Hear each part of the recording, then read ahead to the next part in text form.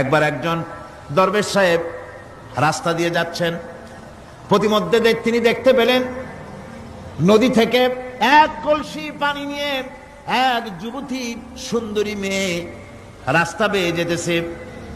দরবেশ সাহেব দাঁড়ায় গেলেন আর ওই যুবতীর দিকে এক নজরে তাকায় আছেন, চোখে পলক দেয় না। এরপরে যুবতী থমকে দাঁড়ায় গেল।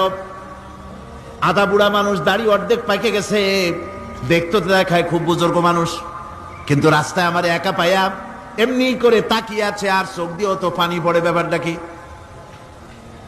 দরবেশ কাঁদে কেন? প্রতিমধ্যে আমাকে একা পেয়ে দরবেশ কাঁদে কেন, তাকিয়ে আছে কেন? মহিলার চিন্তা জাগলো। শেখ সাদী রহমতুল্লাহ আলাইহি ঘটনা লিখেছেন, বাংলা কবিতার অনুবাদ করেছেন। একদা সুখদায়ক প্রমোদা বদন, দর্শন করি মম ঝরিল নয়ন। হেসে কহে সে রূপসী সবিস্ময় মন, কহ দেখি মহাশয় কহ কি কারণ। বিষয় বিরাগী তুমি ভুবনে প্রচার, কি হেতু জন্মিল তব মানস বিকার। যুবতী মেয়েটি বলছে, ওগো দরবেশ সাহেব, হুজুর সাহেব, আমি একটা যুবতী মেয়ে লোক, রাস্তায় আমাকে একা পেয়ে আপনি আমার দিকে তাকায় আছেন আর কাঁদতেছেন। এই বৃদ্ধ বয়সে ভীমরতি হলে কেন? আমাকে দেখে কাঁদেন কেন আর এক নজরে কেন তাকায়ছেন? কারণটা কি? কি কুমতলব আছে? দরবেশ সাহেব বলছেন, হেসে কহিলাম বালে করহ শ্রবণ, নেত্র ঝরে তবু হেতু ভেব না এমন। হে রূপসী মেয়ে, তোমার জন্য আমি কান্দি, একথা একবারও চিন্তা করো না। যে শিল্পী রচিল এই সুধাংশু বদন, তাহার তরে ঝরে নেত্র নয়নে জীবন। তোমার প্রেম পাওয়ার জন্যে তোমাকে দেখে লোবাতুর এবং কামুক হয়ে তোমার দিকে তাকায় কান্দি, একবারও ভেব না। আল্লাহর কসম, আমি কাঁদতেছি তোমার এত সুন্দর স্বাস্থ্য আর চেহারা যে আল্লাহ রাব্বুল আলামিন বানায় দিলেন, না জানি সেই আল্লাহ কত সুন্দর। যার সৃষ্টি এত সুন্দর সে আল্লাহ রাব্বুল আলামিন না জানি কত সুন্দর। আল্লাহ পাক সেই সুন্দর আল্লাহ রাব্বুল আলামিনকে দেখার তৌফিক যেন আমরা পাই। জোরে কোন আমিন, আরো জোরে বলেন আমিন।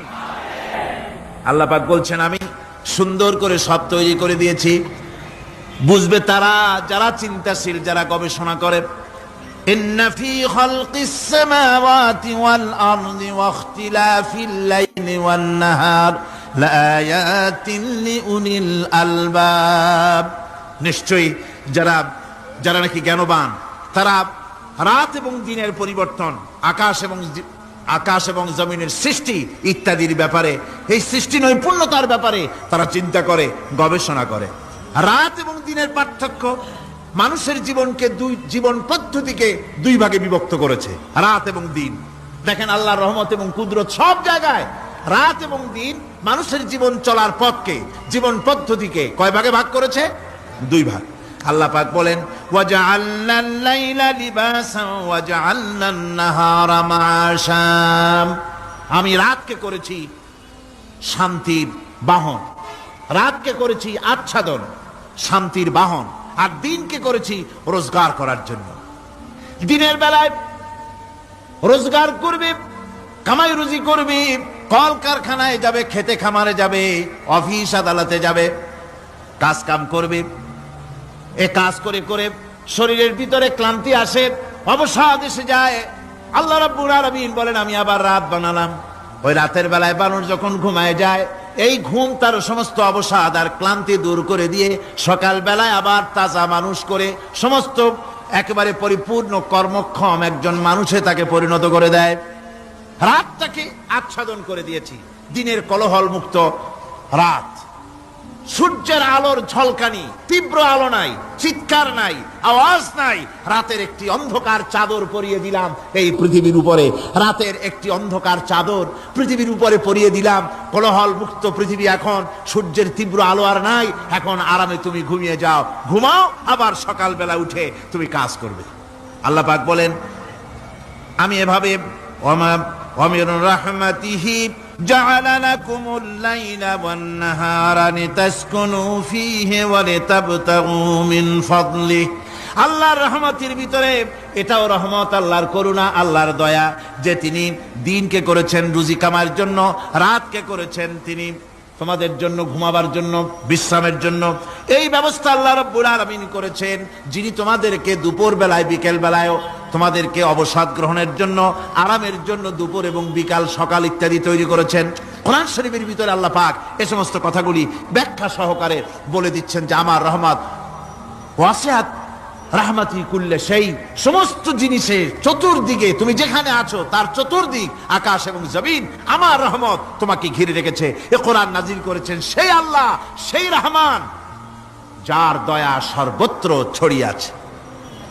আল্লাহ পাক বলছেন এরপরে তোমাকে সৃষ্টি করলাম, জমিন সৃষ্টি করলাম খাবারের জন্য। আমার রহমতের বিষয়টা দেখো, আমি এমন দয়াবান, এমন মেহেরবান। এবার তোমার খাবারের জরুরত হলো তুমি কি খাবে, সেজন্য এই জমিনে ফসলের ব্যবস্থা আমি আল্লাহ করেছি। জোরে বলেন সুবহানাল্লাহ।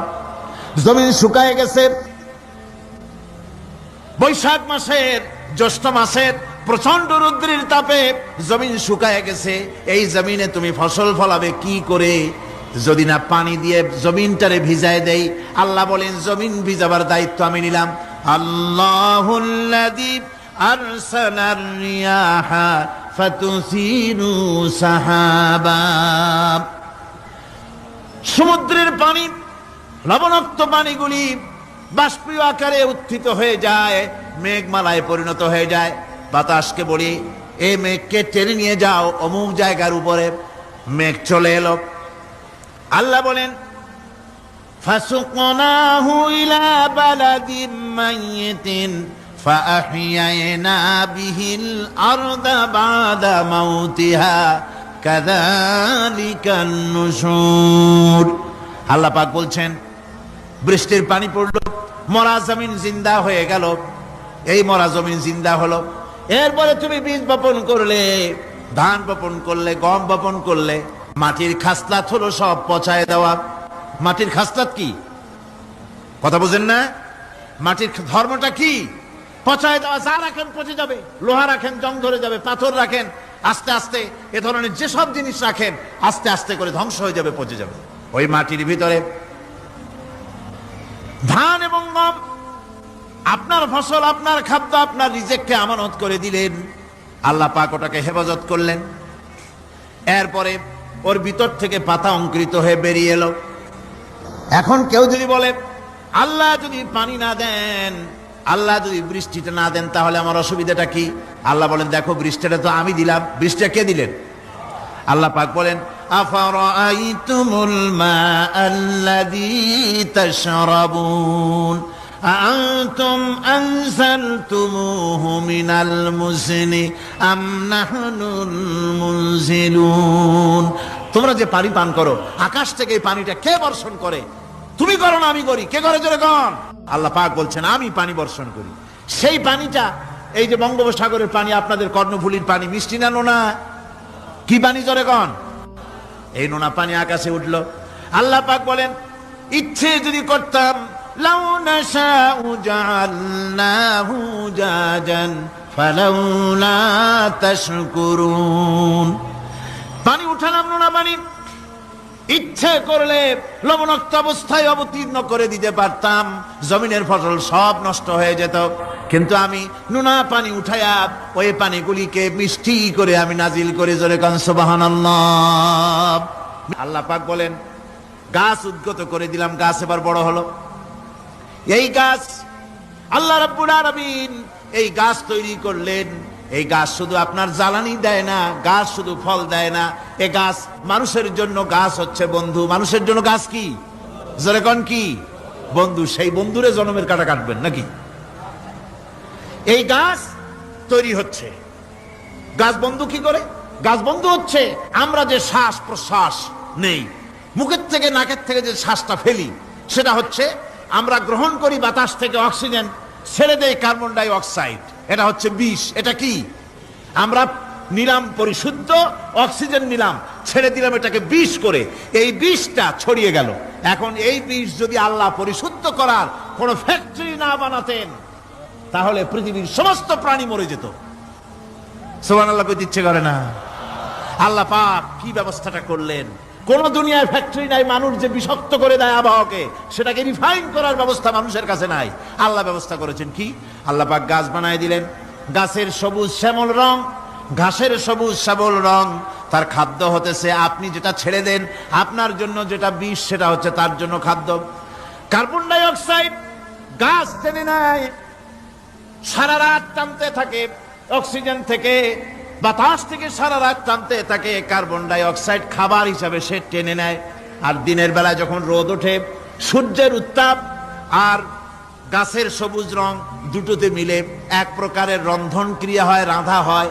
সেই রান্নার মাধ্যমে গাছের ভিতর থেকে গাছ আবার অক্সিজেন মানুষের জন্য, প্রাণীর জন্য ছেড়ে দেয়। সুবহানাল্লাহ। তো গাছ আপনার জন্য বন্ধু, একদিকে গাছ আপনার এই কাজ করলো, ফার্নিচার বানাইলো, ছায়া দিল, ফল দিল।